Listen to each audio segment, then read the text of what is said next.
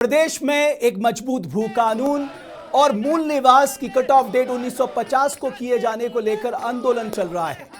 मुख्यमंत्री पुष्कर सिंह धामी ने इस आंदोलन को देखते हुए और लोगों की मांग को देखते हुए एक प्रारूप समिति का गठन किया है।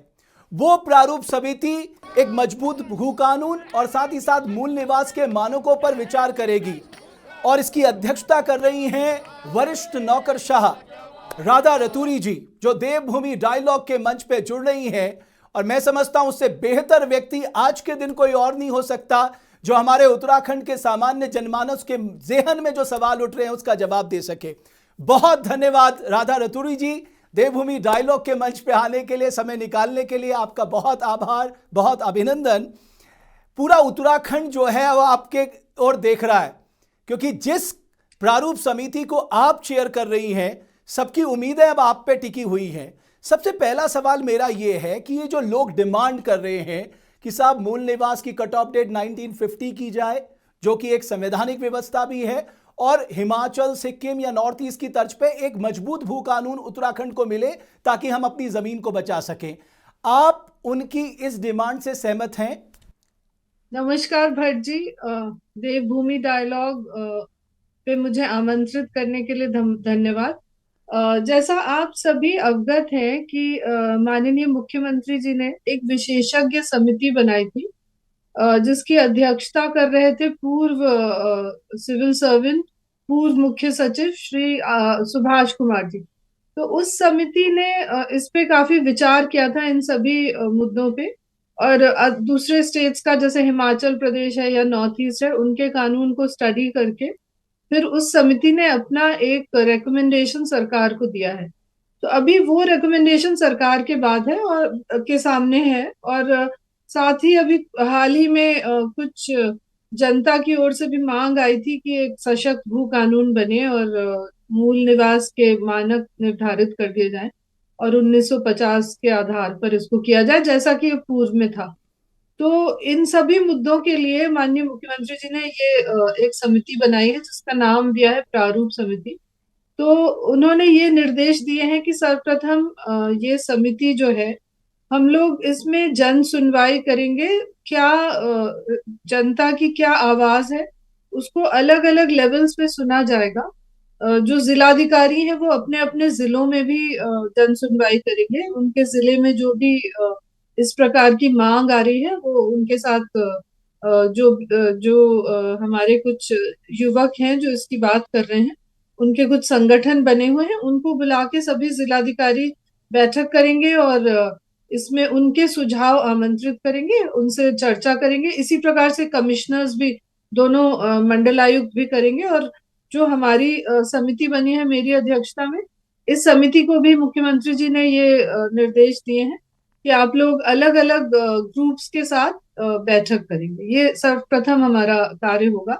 और इसके बाद जो सुभाष कुमार जी की समिति के जो रिकमेंडेशंस हैं और जो अभी जनता की आवाज उठ रही है, उन दोनों को साथ में रखकर फिर हम लोग एक प्रारूप बनाएंगे। जी। तो अल्टीमेटली आप कह रही हैं कि आप वापस जनता की अदालत में जाके उनकी जो डिमांड है या उनके जो कंसर्न है या उनके जो राय है उसको भी आप इंक्लूड करने जा रही हैं इस कमेटी के मैंडेट में, यानी एक लार्जर जी। मैंडेट पे आप काम करने जा रही हैं। जी, यही निर्देश हम लोगों को माननीय मुख्यमंत्री जी की ओर से मिले हैं कि जितने भी लोग इस पे कोई सुझाव देना चाह रहे हैं वो सब इंक्लूड होना चाहिए, किसी की भी बात अनसुनी नहीं होनी चाहिए। तो हम लोग सभी उत्तराखंड वासियों से भी आपके प्लेटफॉर्म के माध्यम से अपील करना चाहेंगे कि आपके जो भी सुझाव हैं या जो भी विचार हैं इस बहुत ही महत्वपूर्ण और संवेदनशील मुद्दे पे, वो विचार आप हम लोगों की समिति तक पहुंचाएं। या तो व्यक्तिगत हम लोग आपको बुलाएंगे या आप लिखित में भी अपने सुझाव भेज सकते एक और प्रश्न आता है, जो सुभाष कुमार समिति थी उसने भी पब्लिक से कहा था कि भाई आप अपनी राय हम तक भेज सकते हैं। सुभाष हैं। कुमार जी। समिति से आपकी जो ये प्रारूप समिति है ये किस तरह से अलग होगी, थोड़ा इसके बारे में भी जानकारी दीजिए। सुभाष कुमार जी की समिति एक विशेषज्ञ समिति थी, जिसने अलग अलग कानूनों को स्टडी करके अपनी रिकमेंडेशन दी है। तो एक तरह से वो एक लार्जर पिक्चर पे काम कर रहे थे, शायद पूरे देश की पिक्चर उनके समक्ष रही होगी। हम्म। और जब वो रिकमेंडेशन आ गया तो उसके बाद यहाँ पर लोकल लेवल पे कुछ आवाजें उठनी शुरू हुई, तो मुख्यमंत्री जी ने कहा कि पहले इनको भी सुन लीजिए, उसके बाद हम लोग जो समिति का रिकमेंडेशन है उसको फिर सरकार के समक्ष रखेंगे। लेकिन राधा जी, ये जो बेचैनी आज दिखाई दे रही है, इस बेचैनी के पीछे बड़ी ठोस वजह है। आप जानती हैं कि जो टोटल लैंड है उसका 11.65% हमारा एग्रीकल्चर लैंड था। आज अगर देखें तकरीबन अगर 2019 का ही मैं आंकड़ा देखूं, 72,000 हेक्टेयर लैंड श्रिंक कर चुकी है डिफरेंट प्रोजेक्ट्स के तहत। तो आपको लगता है कि ये एक बड़ी चिंता का विषय है कि साहब जो हमारी एग्रीकल्चर लैंड है वो बहुत तेजी से श्रिंक कर रही है, और अगर हम आज इसे नहीं बचाएंगे, एक तो जो लैंड ओनर्स हैं वो लैंडलेस हो जाएंगे, दूसरा हमारी फूड सिक्योरिटी का क्या होगा? जो आपने मुद्दा उठाया बहुत ही महत्वपूर्ण है, और इसी को विचार करते हुए अभी 1 तारीख को ही नव वर्ष के दिन मुख्यमंत्री जी ने ये निर्देश दिए हैं सभी जिलाधिकारियों को कि जो परमिशन देते हैं, जिलाधिकारी की परमिशन से ही लोग जमीन खरीद सकते हैं उत्तराखंड में, जो यहाँ के मूल निवासी नहीं है, जो बाहर से आते हैं। तो अभी फिलहाल जब तक ये समिति विचार कर रही है तब तक जिलाधिकारियों को निर्देशित किया गया है कि कोई भी आप परमिशन नहीं देंगे कृषि और उद्यान के कार्यों के लिए अगर कोई भूमि क्रय करने का प्रयास कर रहा है। क्योंकि ये देखा गया है कि विगत कुछ वर्षों में बहुत सारे ऐसे भी बायर्स हैं जो निकटवर्ती प्रदेश उत्तर प्रदेश से आकर उत्तराखंड में भूमि क्रय कर रहे हैं कृषि के पर्पस के लिए। तो ये विचार हुआ था मुख्यमंत्री जी की बैठक में कि भूमि तो उत्तर प्रदेश में पर्याप्त है, तो अगर कोई उत्तर प्रदेश में किसानी करना चाहता है तो वो वहां पे कर सकता है, उसको यहाँ आके जमीन क्रय करने की शायद आवश्यकता नहीं है। यही सोचते हुए जो आपने बिंदु उठाए हैं कि जो यहाँ लोकल जो मूल निवासी हैं उनकी जो जमीन है इसका एलियनेशन ना हो, और फूड सिक्योरिटी को भी ध्यान में रखते हुए और इकोलॉजी और इकोनॉमी के समन्वय को भी बनाते हुए बैलेंस बना के हम लोगों को उत्तराखंड का भविष्य का विकास करना है। तो इन्हीं सब बातों को ध्यान में रखते हुए अभी तत्काल जिलाधिकारियों को बताया गया है कि अब आप कृषि और उद्यान के कार्यों के लिए कोई भी परमिशन लैंड क्रय की नहीं जारी करेंगे। एक और जो बात आती है, जो हमारा UPZALR एक्ट है मैम, आपको लगता है कि अब ये बहुत लंबा समय हो गया, ऑलमोस्ट हम 24 में प्रवेश कर चुके हैं, उत्तराखंड को अपना एक कानून चाहिए जो उत्तराखंड की नीड्स पे ध्यान रखता हो, उत्तराखंड के लोगों की जो वाजिब डिमांड है उसको ध्यान में रखता हो, उत्तराखंड में विकास हो, इन्वेस्टमेंट आए, प्रोजेक्ट्स आए, लोगों को रोजगार मिले, उनको ध्यान में रखता हो। यानी एक लार्जर कॉम्प्रिहेंसिव एक लॉ हमें चाहिए जो हमारी लैंड को डील करे। जी बिल्कुल। तो ये जो आपने कहा इसको अमेंड करने की प्रक्रिया विगत 3-4 वर्षों से चल रही है, और इस एक रेवेन्यू कोड बन रहा है जो बोर्ड ऑफ रेवेन्यू को ये जिम्मेदारी दी गई थी, और बोर्ड ऑफ रेवेन्यू के ही अंतर्गत एक एक्सपीरियंस्ड अधिवक्ताओं की समिति भी बनी थी। तो रेवेन्यू कोड का भी प्रारूप अब तैयार हो गया है और वो शासन को उन्होंने दिया था। उसके बाद मुख्य सचिव स्तर पर इसमें कई बैठकें हुई थी। इस समय राजस्व विभाग उस पर विचार कर रहा है, तो बहुत जल्दी हम लोगों का अपना रेवेन्यू कोड आ जाएगा जो UPZALR एक्ट को कंप्लीटली अमेंड कर देगा, और जो भविष्य की रिक्वायरमेंट्स हैं भूमि की, जैसा आपने कहा कि ये बहुत आवश्यक है कि हमारा विकास भी होता रहे। आपने देखा होगा कई मंचों से माननीय प्रधानमंत्री जी ने भी कहा है कि ये दशक जो है ये उत्तराखंड का दशक है। जो 30s का जो दशक 20s का जो दशक होगा, 2020 टू बिल्कुल। 2030 का हाँ। दशक उत्तराखंड का दशक होगा। तो अगर इसको जो प्रधानमंत्री जी का एक स्वप्न है उत्तराखंड का दशक बनाने का, इसको अगर साकार करना है तो हम लोगों को बहुत ही बैलेंस्ड वे में अपना भविष्य का डेवलपमेंट करना है। और इसमें बहुत महत्वपूर्ण बिंदु यह है कि हमारे युवाओं को रोजगार मिले। तो जो भी यहाँ पे विकास का जो रोड मैप बनेगा उसमें प्राथमिकता ये होनी चाहिए कि युवाओं को कैसे रोजगार मिले और अपने प्रदेश में रोजगार मिले, किसी को पलायन करने की आवश्यकता ना हो, अ, अपने प्रदेश में स्किल्ड एम्प्लॉयमेंट मिले और क्वालिटी ऑफ लाइफ जो है यहाँ के लोगों की वो इम्प्रूव हो। तो इन सब चीजों को ध्यान में रखते हुए हम लोग आगे के लिए कार्रवाई करना चाहते हैं। जी। राधा जी, मैं एक उदाहरण देना चाहता हूं। जैसे हमारे यहाँ 250 वर्ग मीटर तक बाहर के लोग आके लैंड का टुकड़ा खरीद सकते हैं घर बनाने के लिए। अब हो क्या रहा है, बड़ी बड़ी जो एग्रीकल्चर लैंड है वो टुकड़ों में तब्दील हो जा रही, पीसेस में तब्दील हो जा रही है।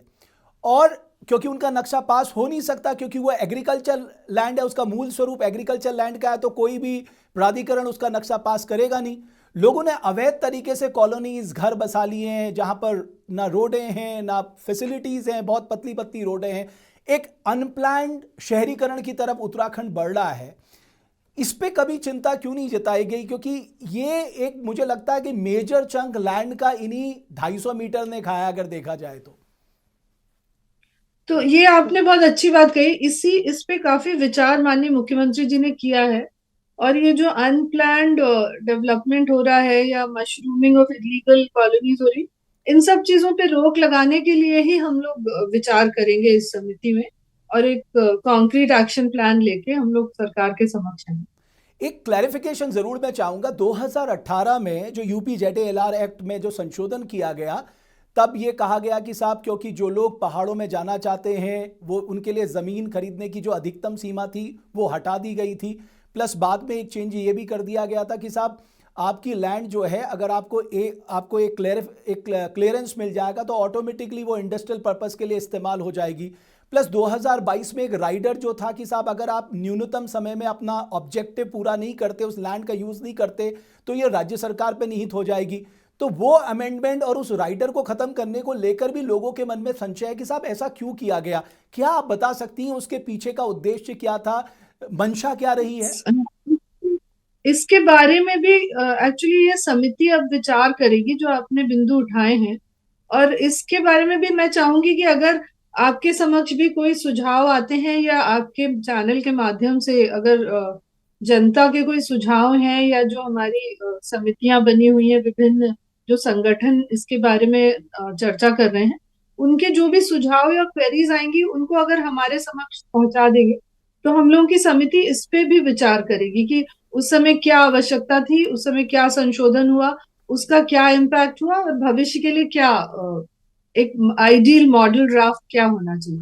बट मैम, जो बेसिक ऑब्जेक्टिव था, मुझे याद है स्वर्गीय प्रकाश पंत जी ने हाउस में बोला था कि साहब, अगर हम पहाड़ में इन्वेस्टमेंट नहीं लाएंगे और हम इस तरह के संशोधन नहीं करेंगे, इन्वेस्टमेंट कैसे आएगा? इन्वेस्टमेंट नहीं आएगा तो रोजगार कैसे देगा? तो ना तो इन्वेस्टमेंट आया पहाड़ में, ना किसी को रोजगार मिला। तो लोग अपने को इसमें ठगा सा महसूस करते हैं। आपको लगता है कि आपकी जो प्रारूप समिति है वो इन संशोधनों पर भी देखेगी कि इस संशोधनों का क्या वाकई फायदा यहाँ के लोगों को मिला है, वो ऑब्जेक्टिव क्या पूरे हुए हैं? नहीं तो क्या इस पे पुनः विचार करना चाहिए? क्या आप इस पे ध्यान देंगी? बिल्कुल, ये समिति इस पे भी ध्यान देगी। और मेरा आपके माध्यम से ये भी अनुरोध रहेगा कि अगर ये बात आ रही है कि संशोधनों का नेगेटिव इम्पैक्ट हुआ है, तो डेटा के साथ कुछ हम लोगों को इंफॉर्मेशन अगर देंगे तो भविष्य का प्लान बनाने में बहुत सुविधा होगी। क्योंकि कई बार ये होता है ना कि एक जनरल परसेप्शन के आधार पे हम लोग कोई तथ्य रखते हैं, लेकिन अगर वो तथ्य डेटा से सपोर्टेड हो तो फिर बहुत अच्छा उसमें हम लोग प्लान बना सकते हैं। इफेक्टिव एक भू कानून भी बन सकता है और प्रारूप समिति उसी प्रकार से काम कर सकती है। बट मैम, मुझे लगता है जहां तक डाटा या स्टैटिस्टिक्स की बात है, मुझे लगता है सरकार के पास सबसे ज्यादा स्टैटिस्टिक्स हो सकते हैं। Department of planning, department of program and implementation, ये सारे डिपार्टमेंट को लगाया जा सकता है कि साहब बताइए, इन 5-6 सालों में क्या इन संशोधनों से कोई बदलाव आया है? कोई ठोस स्टैटिस्टिक्स हमारे पास है ताकि हम लोगों को कन्विंस कर सके? जी नहीं, बिल्कुल, हम लोग सभी विभागों से भी स्टैटिस्टिक्स की मांग करेंगे, समिति करेगी। और जो आप कह रहे हैं, इकोनॉमिक्स एंड स्टैटिस्टिक्स डिपार्टमेंट को लगा के एक डिटेल सर्वे भी हम लोग कराएंगे कि कहाँ पे लैंड पे क्या इम्पैक्ट हुआ है, कितनी लैंड खरीदी गई है, कितने लैंड पे डेवलपमेंट हुआ है और कितना रोजगार सृजन हुआ है। क्योंकि ये भी एक यथार्थ है कि काफी रोजगार इस बीच में सृजित हुआ है, उसके भी हम लोग डेटा आपके माध्यम से आपके सभी जो रीडर्स हैं या व्यूअर्स हैं उनके समक्ष रखना चाहेंगे। और एक और चीज है, जो प्रकाश पंत जी की कमेटी की आपने बात की, वो भी हम लोगों ने विधानसभा से एक समिति बनी थी उस समय, सर्वदलीय समिति, जिसकी अध्यक्षता माननीय स्वर्गीय प्रकाश पंत जी कर रहे थे। वो उस समय संसदीय कार्य मंत्री थे। उसकी रिपोर्ट भी हम लोगों ने निकलवा ली है, तो उसको भी हम लोग स्टडी करेंगे। एक और चिंता का कारण, उससे पहले मैं मूल निवास में आऊं, वो मैम वो कंसर्न लोगों का ये है कि अभी बाहर के लोगों ने पहाड़ में काफ़ी सारे पहाड़ के पहाड़ खरीद लिए हैं, क्योंकि लोगों को भी ये लगता है, क्योंकि ज़्यादातर लोगों को खेती छोड़ दी है क्योंकि वहाँ जानवरों का आतंक है, हम कोई ऐसी व्यवस्था वहाँ पर नहीं कर पाए कि लोगों को खेती से जोड़ सकें। इसको कैसे रोका जाए, क्योंकि ये हमारे लिए एक बहुत बड़ा चैलेंज है। इस पर भी विचार हुआ है। एक्चुअली एक बहुत बड़ी हम लोगों के यहाँ जो विशेष रूप से पहाड़ में समस्या है, वो गोल खातों की है, क्योंकि वो खाते में बहुत सारे लोगों के नाम एक साथ रहते हैं। और इस कारण से ये होता है कि अगर गांव में एक व्यक्ति है लेकिन उसके सह खातेदार बाहर हैं, कोई विदेश में है या कोई मुंबई या दिल्ली में काम कर रहा है, तो उनकी सहमति के बिना वो जमीन पे कोई ठोस कार्य योजना वो व्यक्ति नहीं बना पाते हैं। तो गोल खाते की समस्या का भी समाधान निकालना है। और जो लैंड लीज वाला एक प्राविधान है कि लीज पे लैंड दे दी जाए, उस पर भी विचार किया जाना है, जिससे कोई भी जमीन खाली ना पड़ी रहे, उसका कुछ ना कुछ प्रॉपर सदुपयोग हो जाए और वो वहीं पे रोजगार सृजित करने के लिए, जिससे हमारे युवाओं को पहाड़ में बेहतर रोजगार और मिले और ओनरशिप लैंड का उन्हीं की भी बनी रहे जो proper originally land development. Owners हैं मैम। जी जी बिल्कुल, और ओनरशिप भी लैंड लैंड ओनर के पास बनी रहे, कोई लैंड एलियनेशन ना हो। इसके लिए भी हम लोग गंभीरता से विचार ओके करेंगे। मैम, अब मैं मूल निवास पे आता हूँ। ये थोड़ा सा ये जो आम जनमानस है, इनका कहना बिल्कुल वाजिब है। जब दूसरे राज्यों में अगर आप मूल निवास की कट ऑफ डेट देखते हैं तो वो 1950 के आसपास है, लेकिन जैसे ही हम उत्तराखंड में आते हैं, खासकर हाईकोर्ट के ऑर्डर के बाद 2013 में हमने एक स्थायी निवास का एक विकल्प खोजा। उससे उनको लगता है कि साहब उनकी नौकरी पे डाका डाला गया, यानी उनके लिए जो अपॉर्चुनिटीज थी दूसरे लोगों ने आके उन अपॉर्चुनिटीज को ग्रैब कर लिया। एक और बात मैं जो आपके जेहन में लाना चाहता हूं, 2013 में लॉ डिपार्टमेंट ने हाईकोर्ट के ऑर्डर को स्पेशल एसएलपी के जरिए चैलेंज करने की बात कही थी। तत्कालीन सरकार ने उसे चैलेंज ना करते हुए उसके कॉम्प्लाइंस में आगे बढ़ गए। मैं आपसे समझना चाहता हूं कि सही हुआ क्या है एग्जैक्टली, ताकि लोगों को सच पता लगे। जी, तो भट्ट जी, जैसा आपने कहा, ये मूल निवास का जो बिंदु है, मूल निवास और स्थायी निवास, ये दो प्रकार के प्रमाण पत्रों की बात है। इसमें भी अभी हाल ही में माननीय मुख्यमंत्री जी ने निर्देश दिए थे, और उसके बाद जो हमारा जीएडी विभाग है, सामान्य प्रशासन विभाग, उन्होंने एक आदेश भी जारी किया था कि जो लोग यहाँ के मूल निवासी हैं, जिनके पास मूल निवास प्रमाण पत्र है, उनको पुनः स्थायी निवास प्रमाण पत्र लेने की आवश्यकता नहीं होगी।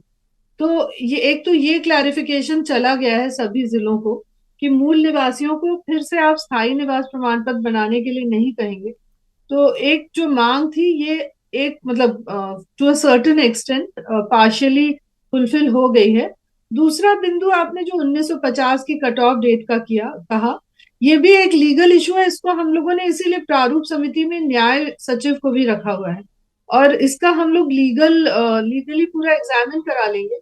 और अगर हाईकोर्ट के किसी ऑर्डर से ये प्रॉब्लम बढ़ा है, तो उस ऑर्डर को हम लोग कॉन्टेस्ट करेंगे, या लीगली अगर कॉन्टेस्ट नहीं कर सकते, अगर नया कोई एक्ट बनाना होगा, तो उस पर भी विचार करेंगे। लेकिन एक और इसमें जो जो सबसे बड़ी दिक्कत है मैम, स्थायी निवास प्रमाण पत्र भी लोग अपने अपने तरीके से अपने अपने इन्फ्लुएंस से बना लेते हैं, और इसके कई उदाहरण देखने को मिलते हैं। एक और चिंता का कारण ये है, और ये एक संवैधानिक व्यवस्था है, कि मान लीजिए अगर आपको कास्ट सर्टिफिकेट मिल भी गया तो रिजर्वेशन का फायदा आप उस स्टेट में नहीं उठा सकते, आपको अपने मूल स्टेट में जाना होगा रिजर्वेशन का फायदा उठाने के लिए। आप तो बेहतर जानती हैं, आपके समकक्ष कई इस तरह के मामले आए होंगे। हम देख रहे हैं कि उस रिजर्वेशन का फायदा भी दूसरे लोगों ने यहां के उठाया है, और यहां के लोगों की जो अपॉर्चुनिटीज है वो निकल गई उनके हाथ से, और यही गुस्सा आज सड़कों पे दिख रहा है। इस तरह के, देखिए, जो भी पर्टिकुलर इश्यूज आएंगे, उन पे तो जांच माननीय मुख्यमंत्री जी ने कहा है कि वो पूरी बहुत ही स्ट्रिक्टली जांच करवाएंगे, और जैसा आपने पास्ट में देखा भी कि बहुत सख्त निर्णय उन्होंने लिए, कई लोगों को जेल भी भेजा गया। अगर किसी ने फ्रॉड्यूलेंट तरीके से प्रमाण पत्र बनाया है, स्थायी निवास प्रमाण पत्र या जाति प्रमाण पत्र, तो उन अधिकारियों के विरुद्ध कार्रवाई की जाएगी, लीगल जो भी एक्शन लिया जाएगा। तो इस तरह के जो भी मामले सामने आएंगे सरकार के, उस पे जांच होगी। और जो स्थायी निवास प्रमाण पत्र की बात है, उसमें ये दूसरे प्रदेशों में भी है। जैसे महाराष्ट्र का मैं उदाहरण आपको देना चाहती हूँ। महाराष्ट्र में ये नियम है कि अगर कोई 15 साल तक वहां निवास करता है तो उसका स्थायी निवास प्रमाण पत्र बन जाता है, और कॉलेज एडमिशन इत्यादि में उसका वो प्रयोग कर सकते हैं। वही यहाँ पे भी नियम शुरू किया गया था। ये लगभग 2002 में शायद आया था, 2 या 3 में, स्थायी निवास प्रमाण पत्र जारी करने का, जिसमें 15 साल का निवास रखा गया था उत्तराखंड में। तो अगर उस रूल को वायोलेट किया जा रहा है, अगर उसका प्रॉपर छानबीन नहीं हो रही है और गलत तरीके से स्थायी निवास प्रमाण पत्र जारी किए जा रहे हैं, तो उस पर सख्त कार्रवाई की जाएगी। एक और बात, जैसे मैं एक उदाहरण देता हूं, जैसे एम्स ऋषिकेश का उदाहरण है। वहां पर जितनी भी भर्ती की गई, खासकर नर्सिंग के मामले में, वो सारे लगभग राजस्थान के थे। और भी कई जगह ये चीजें देखने को मिली। तो यहाँ के लोगों में मन में एक संशय उठा कि साहब, एक ही स्टेट के इतने सारे लोग, मान लो 600 लोग एक ही स्टेट के कैसे आ सकते हैं? कुछ तो घालमेल है। यानी ऐसी चीजें हुई हैं राधा दी, जिसको लेकर संशय उठ रहा है, लोगों का गुस्सा है। क्या आप मानती हैं कि अब समय आ गया है कि हम इससे मुंह ना मोड़ें और इसका सोल्यूशन निकालें, जिससे हम अपनी जनता के मनमाफिक, क्योंकि लोकतंत्र में जनता सर्वोपरि है, जनता जनार्दन है, और अगर वो कह रही है बिल्कुल तो बहुत ही संवेदनशील तरीके से जनता के जो उठाए गए मुद्दे हैं उनका सोल्यूशन निकाला जाए। बिल्कुल बिल्कुल, आपका बिल्कुल कहना सही है कि लोकतंत्र में जनता ही सर्वोपरि है। और माननीय मुख्यमंत्री जी संवाद में विश्वास रखते हैं। उन्होंने यही सब देख के, जनता की मांग को देख के इस समिति का गठन किया है, और आगे हम लोग पूरा जनता से संवाद करके विचारों के आदान प्रदान के आधार पे कार्रवाई करेंगे। एम्स ऋषिकेश की आपने बात करी। एम्स एक्चुअली केंद्र सरकार की संस्थान है। तो अगर एम्स ऋषिकेश में कुछ गलत तरीके से नियुक्ति हुई है, तो उसकी भी हम लोग जांच करा सकते हैं, या केंद्र सरकार के स्वास्थ्य मंत्रालय को हम लोग लिख सकते हैं कि इसकी प्रॉपर जांच। एक आखिर में मैं जरूर आपसे चाहूंगा कि ज्यादातर लोग कहेंगे कि आपने राधा जी का इतना समय ले लिया, लेकिन उनसे ये नहीं पूछा कि साहब टाइम लिमिट क्या होगी। ये जो आपकी प्रारूप समिति बनी है, इसका कोई मैंडेट तो आपने बताया, ये मैंडेट है, पर टाइम पीरियड क्या होगा? कब तक जो आप अपनी रिकमेंडेशन लेके आएंगी और उसको एक कानूनी रूप में अमली जामा पहनाने में कितना समय लग जाएगा? बिकॉज लोगों के दिमाग में ये है कि साहब 23 साल बीत गए हैं, अब कितना और समय लगेगा? जी, तो इसमें एक्चुअली टाइम लिमिट के संबंध में अभी माननीय मुख्यमंत्री जी से हम लोगों की एक चर्चा होगी कल ही। बल्कि हम लोगों ने सुबह राजस्व विभाग के अधिकारियों को बुलाया है, और मुख्यमंत्री जी के साथ एक बैठक होगी। उसमें हम लोग इस समिति का एक कार्यकाल भी फिक्स कर देंगे, टाइम लिमिट एक करा देंगे, जिससे ये बिल्कुल टाइम बाउंड प्रोग्राम होगा। और अगले 2 महीने में आप देखेंगे कि बहुत सारी हम लोग इसमें बैठकें करेंगे, जनता से संवाद करेंगे, और सभी के सहयोग से, आप सबके सहयोग से, सॉरी, हम लोग प्रयास करेंगे कि जल्दी से जल्दी समिति अपना कार्य पूरा समन्वय बनाते हुए करे, और उत्तराखंड के बैलेंस डेवलपमेंट के लिए इकोलॉजी, इकोनॉमी को साथ लेते हुए युवाओं को रोजगार देने के उद्देश्य से हम लोग एक भविष्य के लिए एक अच्छा कानून और प्लान बना के आएंगे। क्या मैम एक तरह का डिलेमा है कि एक तरफ हम प्राइवेट इन्वेस्टमेंट के लिए तमाम प्रयास कर रहे हैं, हमने हाल ही में एक बहुत बड़ा इन्वेस्टर समिट किया है जिसमें काफ़ी बड़े प्रपोजल आए, और दूसरी तरफ हम एक सख्त लैंड कानून की ओर बढ़ रहे हैं? क्या ये डिलेमा है? आखिरी सवाल मेरा। इसमें एक्चुअली भट्ट जी कोई डायलेमा नहीं है, क्योंकि इन्वेस्टमेंट इनवाइट करने से और इन्वेस्टर्स का जो इंटरेस्ट उत्तराखंड में दिखा है, वो एक बहुत पॉजिटिव संकेत है कि हम लोग जैसा कह रहे हैं कि ये उत्तराखंड का दशक होगा, उस तरफ हम लोग तेजी से बढ़ रहे हैं। उत्तराखंड की पर कैपिटा इनकम, यहाँ का जो जीडीपी जीएसडीपी की ग्रोथ है, उसको अगर आप स्टडी करें तो हम लोग अन्य सभी जो नए प्रदेश बने थे, या जो हमारा पेरेंट उत्तर प्रदेश था, उससे हम लोग बहुत आगे हैं, और भविष्य में और आगे बढ़ेंगे। इन्वेस्टर समिट में माननीय प्रधानमंत्री जी का भी बहुत पॉजिटिव योगदान था, जैसा आपने देखा होगा कि उन्होंने आह्वान किया सभी जो एक तरह से समृद्ध भारतीय हैं, बिल्कुल, उनसे मैरिज उन्होंने ये डेस्टिनेशन बनाने का। रिक्वेस्ट किया था कि वेड इन उत्तराखंड, हाँ, देवभूमि में आके आप बिल्कुल। विदेश मत जाइए। विदेश जाते हैं कुछ लोग शादी करने के लिए, उन्होंने कहा यहाँ तो आपको सारे देवताओं का आशीर्वाद मिलेगा, आपके बच्चों की शादी आप यहाँ पे करिए। तो इस तरह के जो स्टेटमेंट्स होते हैं बड़े बड़े लीडर्स के, उससे बहुत ज्यादा आशा हम लोगों को यहाँ दिखती है देवभूमि के सही प्रकार के डेवलपमेंट के लिए। तो इसमें कोई डायलेमा नहीं है, क्योंकि हम लोगों के यहाँ जो इन्वेस्टमेंट होना चाहिए वो ग्रीन होना चाहिए, green investment, balancing the ecology and economy, because we have to go in this fragile economy. और जो हम लोगों के फॉरेस्ट एक्ट है, जो वन को बचाने का जो एक मुहिम है, उस सब को साथ में लेके चलना चाहिए। जल जंगल जमीन की हम लोग बात करते हैं, तो जल जंगल जमीन को बचाते हुए हम लोगों को ऐसा विकास का एक मॉडल बनाना है जहां पे युवाओं को रोजगार भी मिले, लैंड एलियनेशन भी ना हो, और सही प्रकार का इन्वेस्टमेंट यहाँ आए जो रोजगार सेंट्रिक हो, जिसमें ज्यादा से ज्यादा रोजगार मिले। पर्यटन आप जानते हैं प्रदेश की रीढ़ है, एक तरह से बिल्कुल। इकोनॉमिक स्पाइन है। पर्यटन अपने आप ही हो रहा है।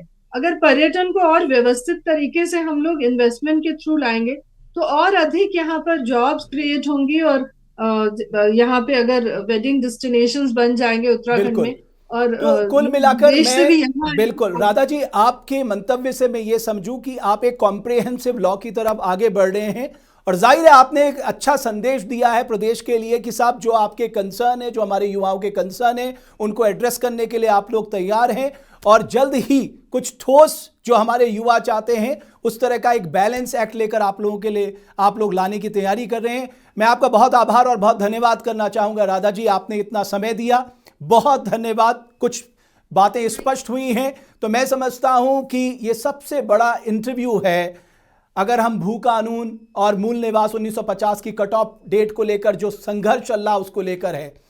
और इससे एक संकेत जरूर मिलता है, जो राधा जी की बातों से मुझे लगा कि सरकार कंसर्न को एड्रेस करने के लिए तैयार है, लेकिन देखना दिलचस्प होगा कि जब ये कॉम्प्रिहेंसिव एक ड्राफ्ट बन के आता है, क्या ये लोगों की आशाओं के मद्देनजर होता है या नहीं। बहुत बहुत धन्यवाद आप सभी का हमारे इस खास इंटरव्यू को देखने के लिए।